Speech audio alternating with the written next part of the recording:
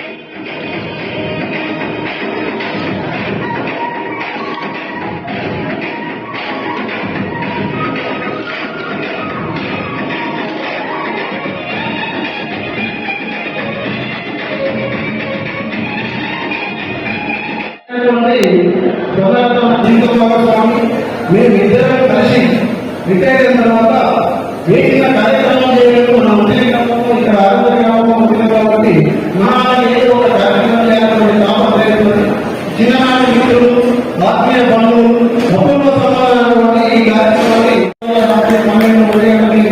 భూప్రదేశ్ ఆరోగ్య గ్రామానికి ఆ సమస్య. ఎందుకంటే నేను విద్యార్థి దశ నుంచి కూడా విద్యార్థుల సమస్యల పట్ల ముందు స్పందించి ఇతరులు చేసినటువంటి విషయం. ఎన్నో ఎక్కడో నా డిప్లొమా పీరియడ్లో ఎక్కడెక్కడో నేను 56 కాలేజీలు రాష్ట్ర అధ్యక్షుడు పాల్గొని అప్పుడు హైదరాబాద్ చంద్రబాబు నాయుడు నిలిచినప్పుడు వాళ్ళ మెడల మంది రామతత్వంలో ఉండి వాళ్ళ విద్యార్థుల సమస్యలు పరిష్కారం చేసి అక్కడ పదకొండు సంఘాలు ఏకతాటికి ఆ సంఘాన్ని నడిపించినటువంటి మూలం ఇక్కడికి రామారాజు కోరి రాత్రి 12 దొడ్డవాడుకొని అక్కడి నుండి తెలంగాణ నాలుగు వచ్చి ఇమ్మీడియట్లీ పెంచి ఆ పెద్ద ఆంధ్రప్రదేశ్లోని కరీంనగర్లో కార్యక్రమాలు వాడాలి. కాళేశ్వరం మన బీసీ గవర్నమెంట్ ఇంద్రరెడ్డి గారు హోమ్ మినిస్టర్ ఇంద్రరెడ్డి ఒకటే వాడాలి. ఇమ్మీడియట్లీ రేడియోలో ప్రచారం చేసాం.